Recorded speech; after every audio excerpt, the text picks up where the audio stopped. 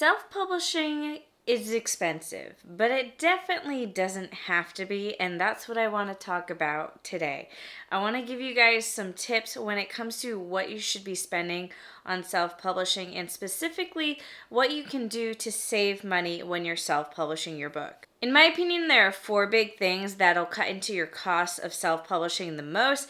It's hiring an editor, hiring a cover designer, hiring someone to format your book, and lastly, any cost that you spend on book marketing.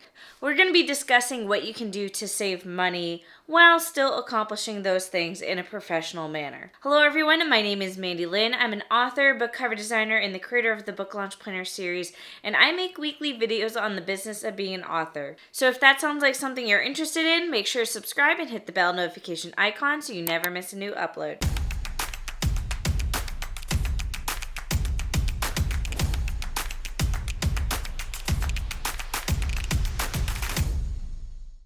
So quick announcement before we get started. I am preparing to go on maternity leave, and my way of preparing to do that is by downsizing some things. And one of those things I'm downsizing is my sticker store. So long story short, I am going to be starting fresh with the sticker store on a different platform and closing down the current website. So I want to be able to sell out of all the current stock so I can start fresh later on. So I'm having, for 1 week only, a $1 sticker sheet sale. Normally I sell my stickers for $3 to $3.50, and for this week only I'm selling them for $1 so I can get rid of stock and again have a fresh start. So if you want to shop stickers, make sure to visit the link down below. Once the stickers are sold out, they're sold out, and I will eventually start up a new shop later on, so just stay tuned for that. I believe all the writing stickers will sell out extremely quickly, but I do have decorative stickers, calendar stickers, and other functional stickers that you guys can check out. Alright, so like I mentioned earlier, there are 4 things that are going to cut into your costs most, and that is going to be hiring editors, book cover designer, freelancer, and of course marketing. And you can skip the marketing part, but I do have some tips for when it comes to marketing and things that you definitely want to keep in mind if you do choose to do marketing. So let's work through each category together and talk about saving costs. I also wanted to mention a page in my book launch planner. This planner comes in hardcover as well as paperback. I prefer the hardcover edition. But on page 60, there is an expense tracker. I personally use the expense tracker to track everything. There's a spot for your estimated costs and then what you actually end up paying. And this is just good so you always have a budget in mind. If you're like me, sometimes you walk into things without making a budget and then you just end up spending way more than you meant to. So make a budget and you can use my book launch planner to figure that out. This will be linked down below. Now, first things first, let's talk about hiring an editor because that is personally what I spend the most money on. And if you hire an editor for every single step of the process, you will end up spending thousands of dollars editing your book. And that is definitely not necessary. So there's 3 major types of editors. There's your developmental editor, there's your line and copy editor. Sometimes those are 2 separate editors, sometimes that is 1 editor. And then, of course, you also have a proofreader. These are all different types of edits and all different types of editors that you can hire. So naturally, if you hire 3 to 4 people to edit your book, you're going to be spending a lot of money. And that's not necessary. My tip to you is to skip hiring a developmental editor. I've hired a developmental editor a couple of times, but I find developmental editors are never as good as when I just go ahead and have beta readers, because at the end of the day, a developmental editor is 1 person. Beta readers are hopefully a decent handful of people. I like to have around 5 different beta readers, and that gives me a wide enough pool of people to really understand what I need to do editing wise, developmentally to make my book better, and that is always more feedback and more helpful feedback than I get from 1 developmental editor. So I haven't hired a developmental editor for the past couple of books I've written, and I've never regretted it. You can also work with critique partners. Now, critique partners are a little bit harder to find because you end up doing manuscript swaps, but it goes under the same theory as a beta reader, is that you're just getting more opinions from more people on the story of your book. When it comes to editors, it's also very important to know what your weak points are. I know for me personally, I'm the best at doing story level edits, and I'm not good at doing grammar level edits. My eyes just glaze right over it, and I don't catch that sort of thing. So for me, it makes sense to skip hiring a developmental editor, but not skip hiring a line or copy editor. So I always hire a line or copy editor. You can definitely try to find more budget-friendly line and copy editors, but I personally find, and I've hired a lot of copy editors, that the less you pay, the less quality you get. So that is definitely always the biggest chunk of my budget, is hiring my line and copy editor, just because you do get what you pay for. Now, when it comes to proofreading, I skip hiring a proofreader, assuming the copy edits went really well. I skip hiring a proofreader, and instead I just give the book to a lot of different people and have them proofread it. Because this goes back to the same theory as the beta readers, is the more eyes you have on your manuscript, the better. So a proofreader, one singular person, can only catch so much, even if they are professional, whereas maybe having 10 different friends proofread your book is going to be a lot more eyes and a lot more chance of being able to catch everything. If you have any specific tips to saving costs on hiring an editor, be sure to share them in the comments down below. Let's talk about book cover design. So there's two different routes when it comes to book cover design. There's hiring someone to design your book cover, which I think is what most people do. And then there's doing the book cover design yourself, which can feel very overwhelming. So I personally am a professional book cover designer, and before I was a professional book cover designer, I actually did hire someone to design my book covers. So I've been on both ends of the spectrum. What I can tell you is that if you learn to design your book cover yourself, and you're someone who plans on publishing a lot of books in your career, then you're gonna save a lot of money if you can figure out book cover design and also figure it out professionally, because that's the key word here. Anyone can design a book cover, but does it still look good? That's the real question. So I actually recently came out with a book cover design course. The course is in 3 parts. Course number 1 is just on how to use Photoshop. Course number 2 is on typography.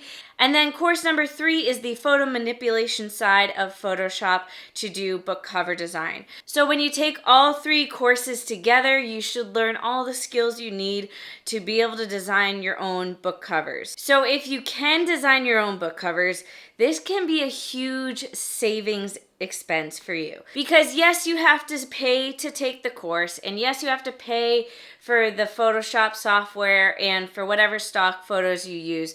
But that is mere tiny little pennies compared to hiring a professional book cover designer, because professional book cover designers cost anywhere from $300 to $600, and that's on the low end. So that's either your like starter or mid-range cover designer.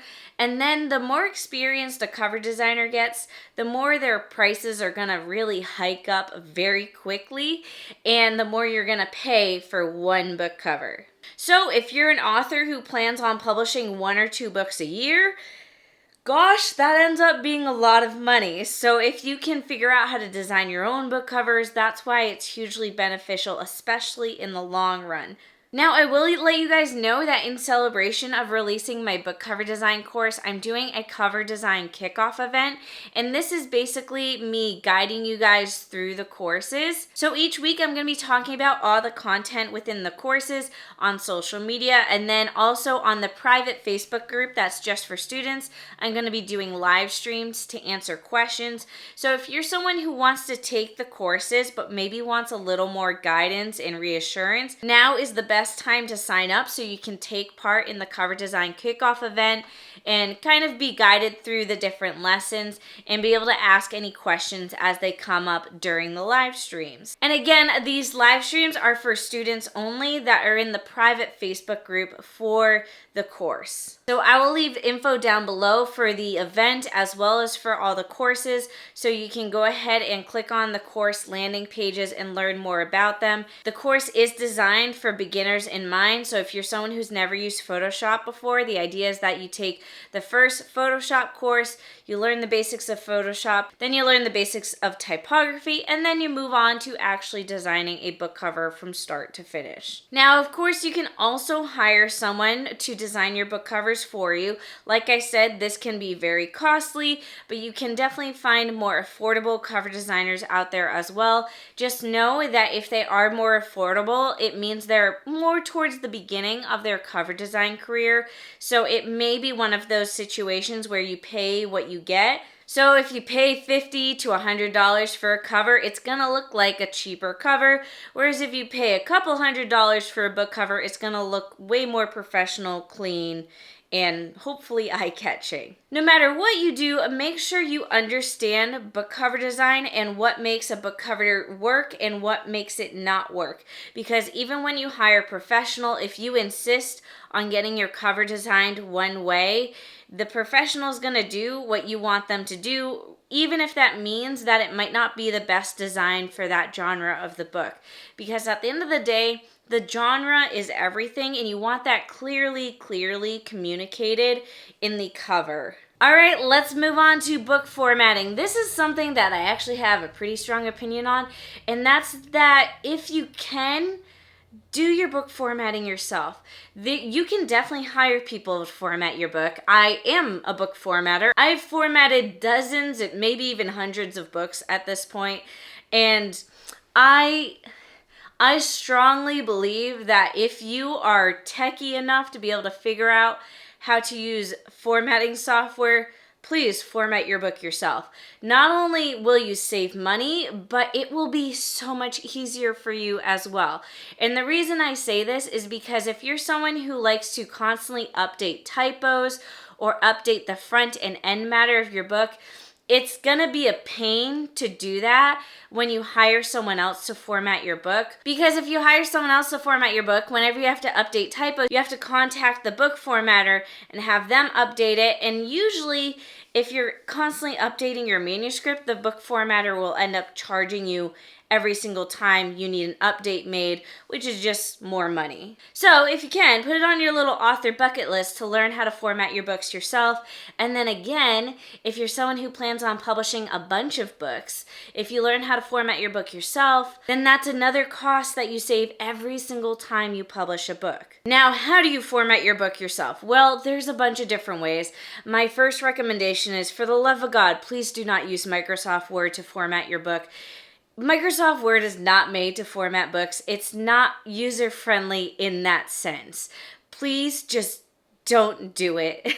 My favorite software is Adobe InDesign. That's what I use to format all my books. It's what I use to format all of my clients' books.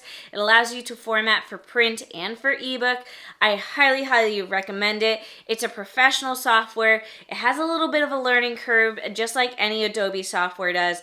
But once you figure it out, it's a game changer, and the options to format your book are endless. And I do have a book formatting course where I teach you how to format your book specifically in Adobe InDesign. So I will leave that linked down below. I highly recommend taking it. There are other book formatting softwares out there, and they're okay, but I find they don't let you customize your book specifically to your needs quite as much as Adobe InDesign does. And if you want to learn more of my thoughts on that and why you really shouldn't use Microsoft Word to format your book, I will link to a video down below where I talk about why I feel Adobe InDesign is kind of the best software to use when formatting your books professionally. All right, last thing to talk about. Let's talk about book marketing. Now, book marketing can encompass a bunch of different things.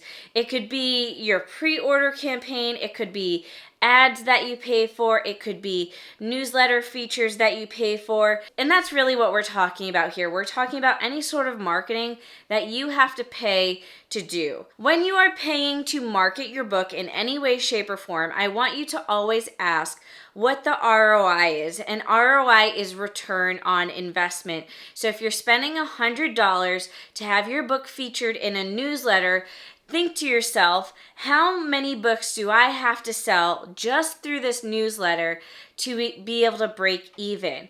And then you kind of do the math in your head and you're like, okay, I'd have to sell 50 books. The newsletter has 10,000 subscribers. And that means that this percentage of people would have to be able to click and buy the book. And you just kind of ask yourself, how realistic is that?